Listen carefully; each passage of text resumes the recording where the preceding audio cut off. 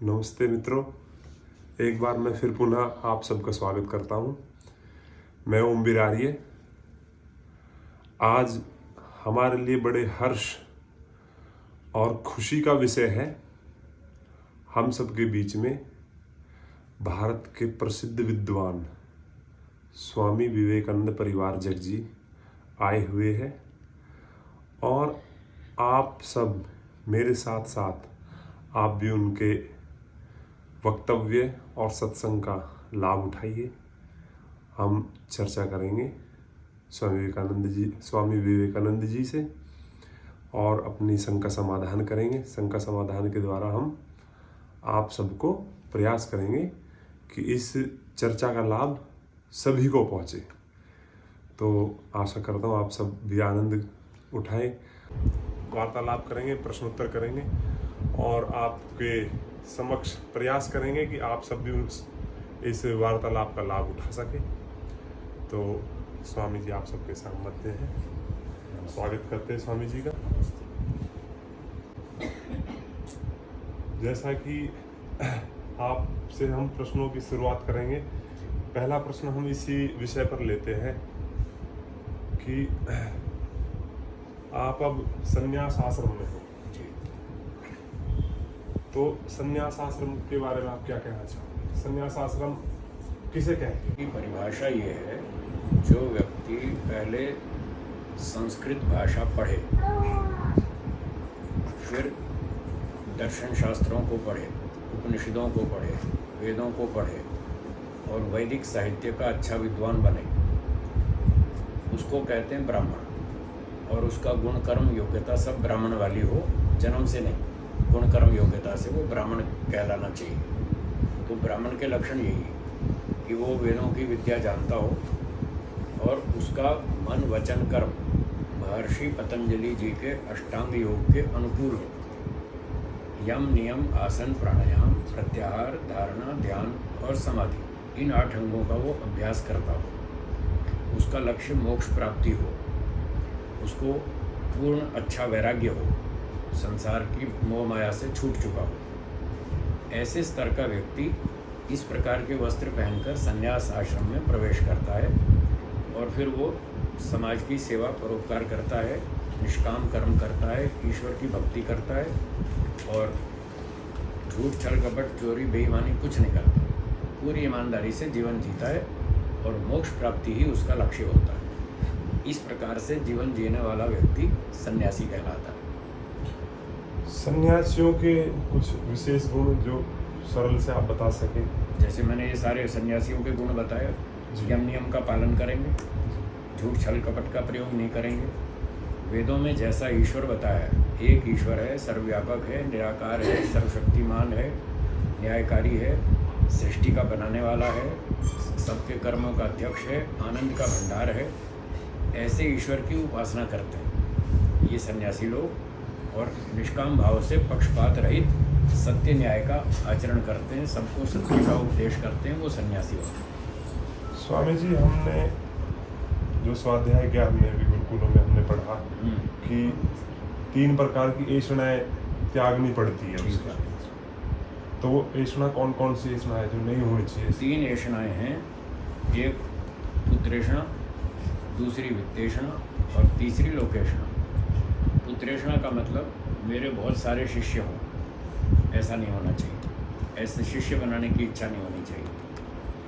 और वित्तेषणा, उसको पैसे का लक्ष्य नहीं होना चाहिए कि मैं पैसा कमाऊँ, मेरे पास बहुत संपत्ति हो। और फिर तीसरा लोकेषणा, उसको कोई मान सम्मान की इच्छा नहीं होनी चाहिए, कोई दुनिया भर में प्रसिद्धि की इच्छा नहीं होनी चाहिए। तो ये 3 ऐषणाएं होती हैं, इनसे जो दूर होता है वो सन्यासी होता है। आश्रम से क्या अभिप्राय है आपका? आश्रम का मतलब होता है जीवन के 4 भाग, 4 हिस्से। पहला हिस्सा है ब्रह्मचर्य आश्रम। ब्रह्मचर्य आश्रम में विद्यार्थी जीवन है, उसमें विद्यार्थी पढ़ता लिखता है, अपनी योग्यता बढ़ाता है, विकास करता है, वो ब्रह्मचर्य आश्रम। दूसरा है गृहस्थाश्रम। जब पढ़ लिख के विद्वान हो जाए, कुछ धन कमाना सीख जाए, अपना घर चलाने लायक हो जाए, पैसे कमाने लायक हो जाए, परिवार का पालन करने योग्य हो जाए, तो उसको फिर शादी विवाह करके उस दूसरे भाग में जीवन के में प्रवेश कराते हैं उसको बोलते हैं गृहस्थ आश्रम। तो वो अपना ईमानदारी से पंचमहायज्ञ करे, ब्रह्मचारी का काम है गुरुकुल में रहे, पढ़ाई करे, तपस्या करे, व्यायाम करे, विद्या और शरीर का बल बढ़ाए, चरित्र का बल बढ़ाए, वो ब्रह्मचारी होता है। और जो गृहस्थी होता है वो पंचमहायज्ञ उसको रोज़ करने चाहिए और वेदोक्त शास्त्रों का स्वाध्याय अध्ययन चालू रखना चाहिए। सच्चाई और ईमानदारी से धन कमाना चाहिए। झूठ, छल, कपट, चोरी, बेईमानी, रिश्वतखोरी, हेरा फेरी, इस तरह के काम उसको नहीं करने चाहिए।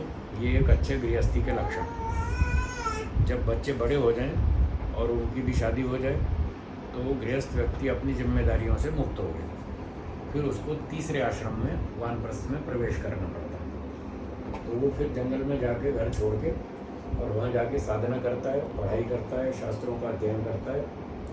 इस प्रकार से वो अपनी और व्यक्तिगत उन्नति करता है और वैराग्य को ऊंचा उठाता है। जो योग्यता छूट गई थी उसकी जो गृहस्थ छूट गई थी गृहस्थ में, उसको फिर से वापस तेजस्वी बनाता है। और जब अच्छा ऊंचा वैराग्य हो जाए फिर चौथा आश्रम संन्यास होता है। फिर संन्यास में प्रवेश करके वो फिर संसार का उपकार करता है। ये 4 आश्रम। सन्यासी के लिए सुनते हैं जी, उसके लिए सीमाओं का, देश का कोई बंधन नहीं, कोई बंधन नहीं, कोई बंधन वो नहीं। सबके लिए एक। सारी दुनिया में कहीं भी जा सकता है, सारी दुनिया उसका परिवार है।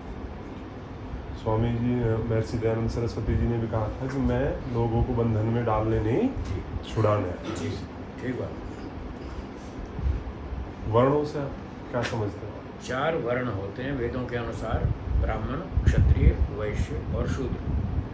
ब्राह्मण उसको कहते हैं जो पढ़ता है, पढ़ाता है, अध्ययन, अध्यापन, यज्ञ करना, कराना, दान देना और लेना, ये 6 कार्य ब्राह्मण के हैं। तो इस प्रकार के गुण कर्म वाले व्यक्ति को ब्राह्मण कहते हैं। दूसरा है क्षत्रिय, वो रक्षा का काम करता है, सेना में, पुलिस में, CBI में, CID में और मंत्री विभाग में, प्रशासन में जो अधिकारी होते हैं, जो रक्षा और देश के संचालन का काम करते हैं, उसको क्षत्रिय कहते हैं।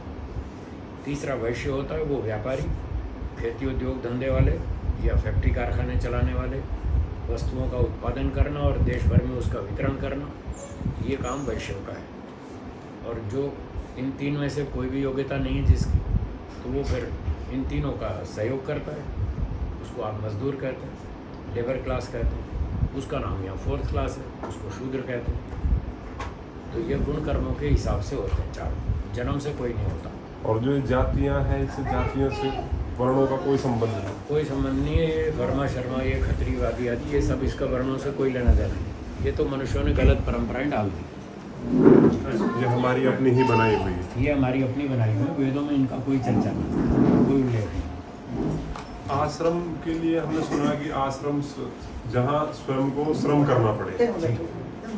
बाबा जी ने जो घर तो छोड़ दिया, ठीक है, घर में क्योंकि परिश्रम नहीं करते, ठीक है। घर छोड़ करके बाहर बैठ गए, वहाँ आश्रम बना लिया, क्या उसको भी आश्रम कहेंगे? ना, आश्रम का अर्थ है आश्रम, जहाँ चारों ओर से श्रम किया जाए।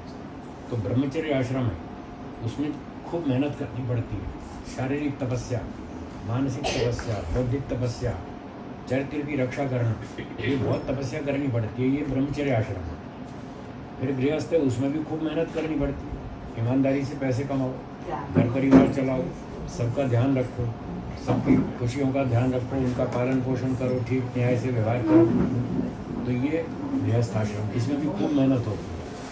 फिर वानप्रस्थ आश्रम, वो भी आश्रम, वहाँ भी तपस्या करनी पड़ती है। समय पर सोना, समय पर उठना, शास्त्रों का अध्ययन करना, ईश्वर का ध्यान करना, वैराग्य को ऊंचा उठाना, हवन करना, स्वाध्याय करना, 1-2 घंटा संस्था की सेवा भी करना। तो वहाँ भी खूब तपस्या है, खूब श्रम है, उसका नाम भी आश्रम। और चौथा संन्यास आश्रम। तो संन्यास में बहुत कठिनाई है। आदमी 1 महीना घर से बाहर रह के देखे, पसीने आ जाएंगे। घर छोड़ना बहुत कठिन है, घर से बाहर रहना बहुत तपस्या का काम है। घर में जो सुविधा मिलती है वो कहाँ मिलती है? कहीं भी नहीं मिलती। और सन्यासी का अपना कोई घर ही नहीं है, उसने घर ही छोड़ दिया। वो आज यहाँ सोएगा, कल वहाँ सोएगा, पता नहीं वहाँ क्या खाएगा, वहाँ क्या मिलेगा खाने को, जैसा तैसा। और देश भर में उसको घूमना बहुत भारी तपस्या का काम है। तो ये चारों का नाम आश्रम है। इन चारों स्थितियों में व्यक्ति को खूब श्रम, मेहनत करनी पड़ती है, इसलिए इसको आश्रम कहते हैं। और जो मंदिरों में बैठे रहते हैं जी, पैर पैर रख करके कहते हैं कि जी हम तो हमारा तो आश्रम भोग रहे हैं, हम तो जो है ये कोई आश्रम नहीं, ये कोई वो तो मौज वो मस्ती नशे करते हैं, वो तो मौज मस्ती कर रहे हैं, वो कोई आश्रम थोड़ी है, वो तो मजे कर रहे हैं, खूब पैसे आते हैं, खाया पिया नशे वशे भी करते हैं और खूब माल मिठाई खाते हैं और पड़े रहते हैं, कुछ काम नहीं करते, ना अपनी उन्नति करते ना देश की उन्नति करते जी। वो कोई आश्रम नहीं। स्वामी जी काफी लोग आ गए हैं, तो मैं एक प्रश्न, अंतिम एक प्रश्न और लूंगा।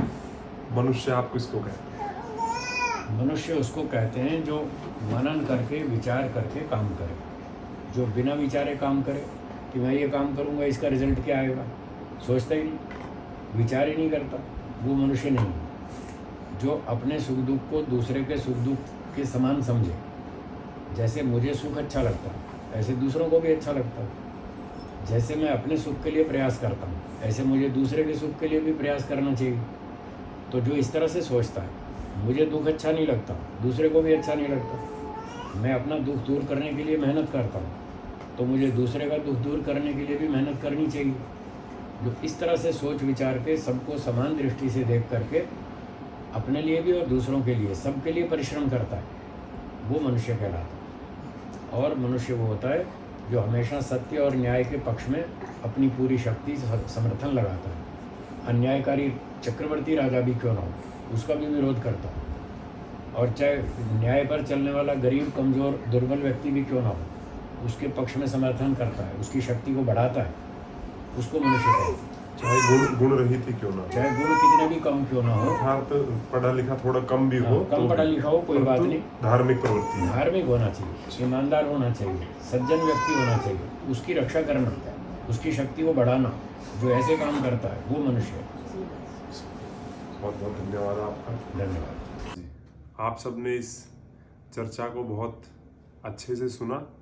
जैसा कि स्वामी जी ने बताया आश्रमों के बारे में, संन्यास आश्रम के बारे में, वर्ण कितने हैं वर्णों के बारे में बताया, मनुष्य की उन्होंने सटीक परिभाषा दी। जिस तरह से उन्होंने खोलकर ये चर्चा की है, मैं आशा करता हूँ आप सबको समझ में आया होगा। आगे भी हम इस प्रकार की वीडियो आप सबके समक्ष लेकर आने का प्रयास करते रहेंगे और विद्वानों से भी चर्चा करते रहेंगे। विद्वान हमारे बीच आते हैं तो ये बड़ा कृपा होती है, ईश्वर की कृपा होती है। हम सबके बीच में कोई सन्यासी आता है, स्वामी जी आए, इनका स्वामी जी का बहुत बहुत धन्यवाद। और आप सबसे अनुरोध, एक बार मेरे चैनल को सब्सक्राइब कीजिए, लाइक कीजिए और बेल आइकन जरूर दबाइए। बहुत बहुत धन्यवाद आप सबका। सभी को नमस्ते।